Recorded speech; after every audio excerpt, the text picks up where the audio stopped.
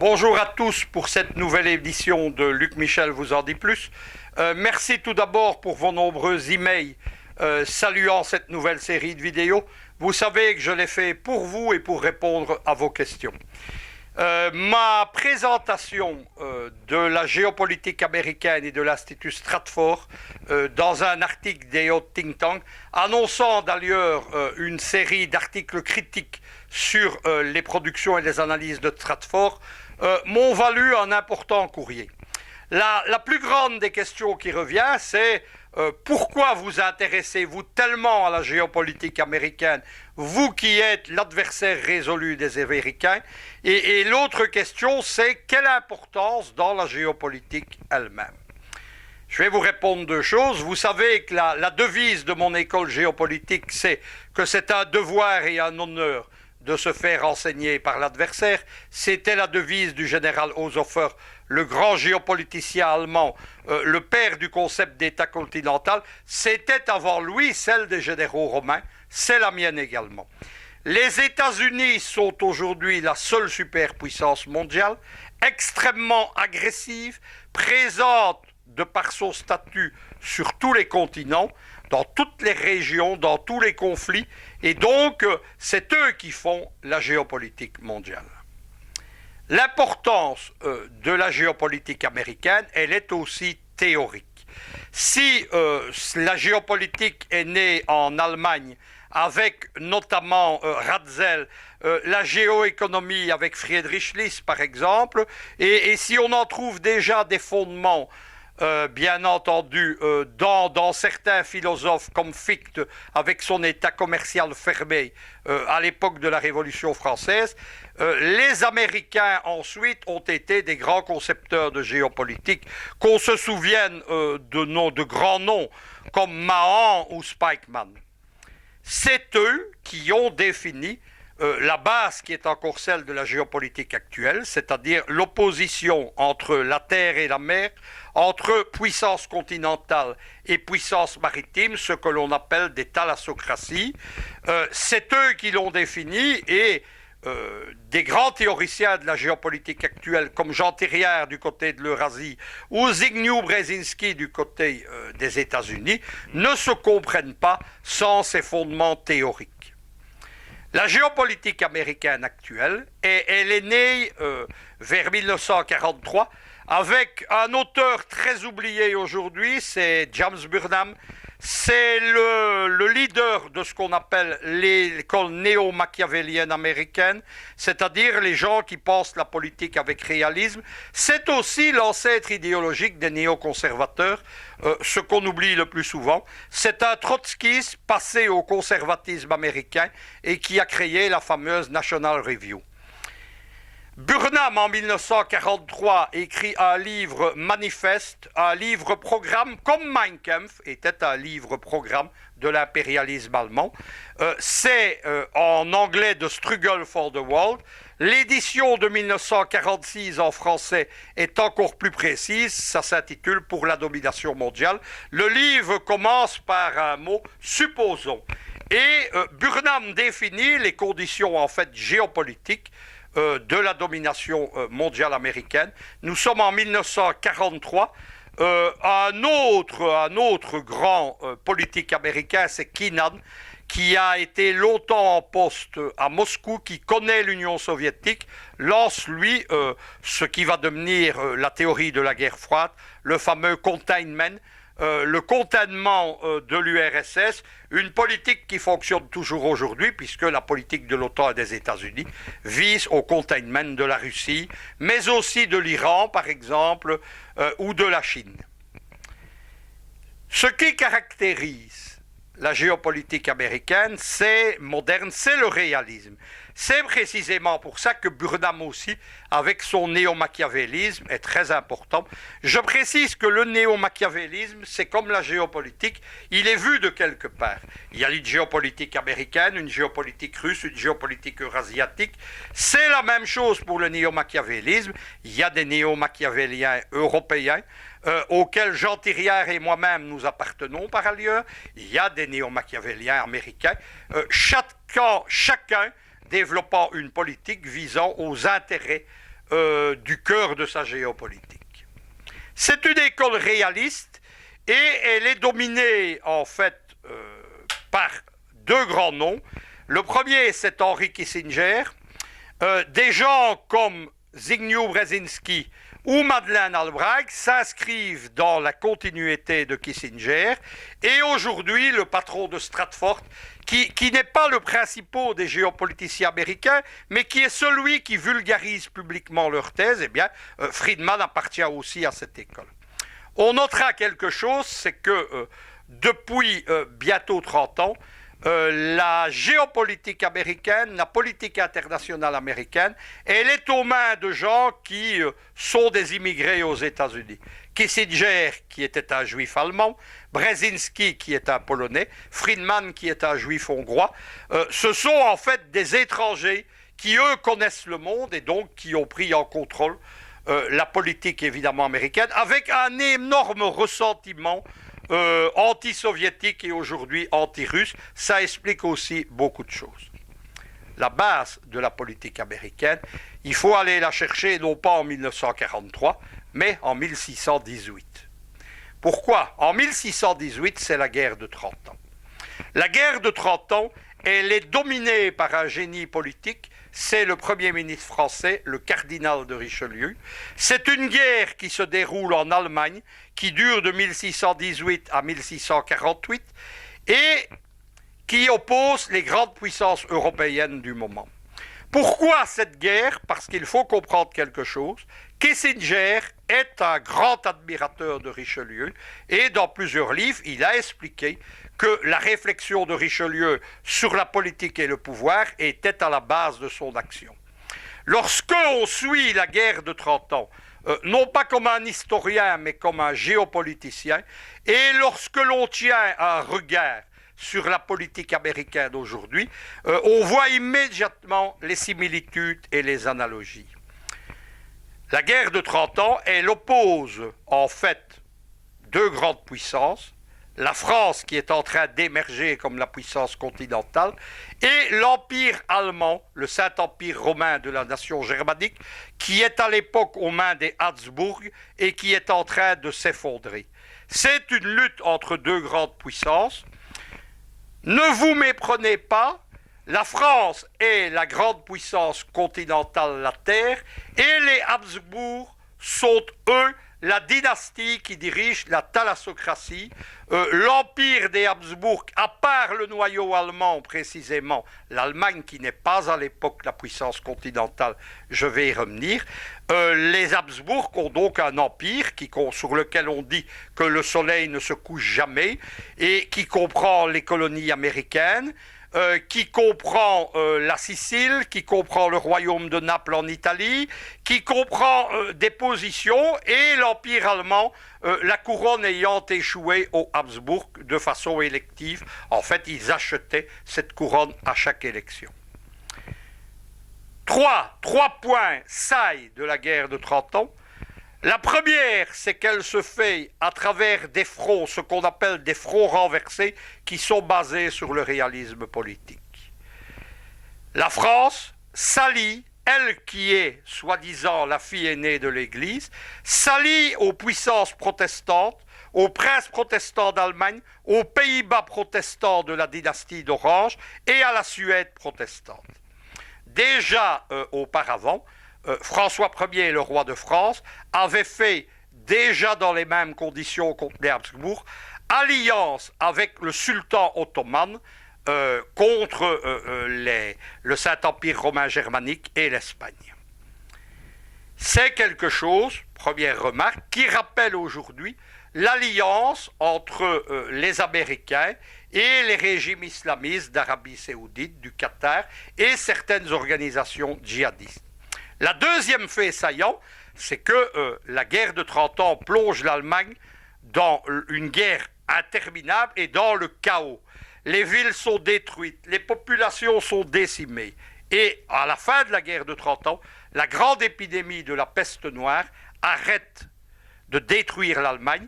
Lorsque la guerre de 30 ans se termine, l'Allemagne, c'est une puissance effondrée. Économiquement, il y a d'immenses terres agricoles qui sont retournées à la forêt. Les villes sont détruites. La population a baissé de plus de la moitié. C'est un peu ce qui se passe dans des pays où les États-Unis sèment la guerre. Aujourd'hui, la théorie, la géostratégie du chaos, dont le laboratoire a été la Somalie et qui est appliquée actuellement en Libye, par exemple, ou encore dans certains pays d'Afrique, elle trouve sa racine dans la politique française dans la guerre de 30 ans. Ce n'est pas non plus un hasard. Troisième fait saillant, la guerre se termine par ce qu'on appelle une paix générale. C'est le traité de Westphalie en 1648. Il y a une quinzaine d'autres petits traités autour. Quel est le résultat du traité de Westphalie? Un mot tout d'abord. Certains géopoliticiens français, par exemple, en font le triomphe de l'état de droit, de la puissance étatique, etc. C'est une farce. Parce qu'en réalité, qui émerge de la guerre de 30 ans? C'est la puissance continentale française. La France va dominer l'Europe entre Louis XIV, qui suit précisément le règne de Louis XIII, dont Richelieu est le Premier ministre, et Waterloo en 1815. Pendant toute cette période, la France va faire la guerre en Allemagne, mais l'Allemagne ne vient plus faire la guerre dans les possessions françaises. Le principe qu'impose Richelieu, c'est qu'il faut respecter les libertés germaniques, celles des 50 micro-États sans aucune puissance. Évidemment, une analogie de nouveau avec l'époque actuelle. Les Américains font la guerre aujourd'hui pour protéger, soi-disant, pour importer la démocratie. La démocratie, c'est la version moderne des libertés germaniques. Dernière chose qu'il faut évidemment comprendre, c'est que cette stratégie, c'est celle du diviser pour régner. Le grand historien allemand Frédéric Grimm a écrit qu'il s'agissait d'un système qu'il appelait la Kleinstaaterei, c'est-à-dire la politique de fabrication des petits États. Évidemment, il y a un deuxième fondement à la géopolitique américaine, ce sont les classiques de la géopolitique anglo-saxonne. En géopolitique, les États ont des rôles. Ils les assument en fonction de leur situation géographique, mais aussi de leur puissance du moment, population, économie, armée, etc. Le rôle géopolitique qui a été celle de la Grande-Bretagne, de l'impérialisme britannique, a progressivement, à partir de 1917, été repris par les États-Unis, et totalement à partir de 1943-45. En 1943, Roosevelt a déjà décidé que l'Empire britannique serait démembré, que les colonies françaises, britanniques, belges, hollandaises allaient disparaître, pas par amitié pour les peuples colonisés, mais évidemment pour y imposer la domination américaine, militaire et économique. On parle donc d'impérialisme anglo-saxon, et entre eux, par exemple, britanniques et américains s'appellent les cousins. Leur système politique est semblable, leur civilisation, leur culture et surtout leur façon de diriger. Sur quoi se base la domination géostratégique de la Grande-Bretagne puis des États-Unis? Ce sont des puissances maritimes, des thalassocraties. Leurs puissances, ce sont des flottes qui s'appuie sur un réseau de bases militaires. Il y a actuellement 39 flottes et flottilles américaines dans le monde et plus de 500 bases. Regardez sur une carte, on trouve ça facilement sur Internet via Google, regardez une carte de ces bases américaines, vous verrez qu'elles encerclent la Russie, elles encerclent la Chine, elles encerclent l'Iran par exemple, et vous comprendrez tout de suite quelle est la façon de dominer. Il y a de grandes flottes avec des porte-avions, avec des capacités de frappe, des missiles de croisière et, ce qu'on ne dit pas le plus souvent, des armes atomiques embarquées. On connaît particulièrement la 6e flotte qui assure la domination complète des États-Unis sur la Méditerranée, la 5e flotte basée au Bahreïn dans le golfe d'Aden, etc. À partir de ce système-là, quelle a été la politique constante des Britanniques, depuis Louis XIV, puis des Américains, ça a été d'empêcher qu'une puissance hégémonique intra-européenne domine l'Europe. Ce qu'on appelle en géopolitique un hégémon. C'est un terme qui n'était employé par Jean Thiriard et moi-même que dans les années 80. Qu'est-ce que c'était un hégémon? C'était le roi de Macédoine, Philippe de Macédoine puis Alexandre le Grand, qui était l'hégémon des cités grecques et qui commandait leurs armées. C'est exactement le système aujourd'hui de l'OTAN. On se souviendra évidemment que la politique actuelle occidentale, elle est née dans la Grèce classique, dans ce domaine-là également. Les Anglais sont donc intervenus contre Louis XIV, puis contre la Révolution française, puis Louis XV avant, puis contre la France de Napoléon. Et en 1815, la défaite de Waterloo et la constitution d'un verrou géopolitique pour isoler la France et protéger l'Angleterre, c'est la Belgique qui n'a pas d'autre rôle. C'est un État fantoche artificiel dont le but était d'empêcher que le grand port d'Anvers ne soit aux mains des ennemis de l'Angleterre. Les Britanniques disaient que Anvers était un pistolet braqué contre l'Angleterre. Eh bien, donc, ça va durer. Au XIXe siècle, la France s'effondre après 1815, et le rôle de la puissance continentale, qui avait été celui de la France, à l'époque moderne, est repris par l'Allemagne à partir de 1870. En 1871, c'est le Deuxième Reich de Bismarck, puis de Guillaume II. Il y a une période d'interrègne géopolitique où l'Allemagne régresse, c'est le traité de Versailles, la République de Weimar, et le Troisième Reich reprend pour une très courte période, entre 1933 et 1943, ce rôle.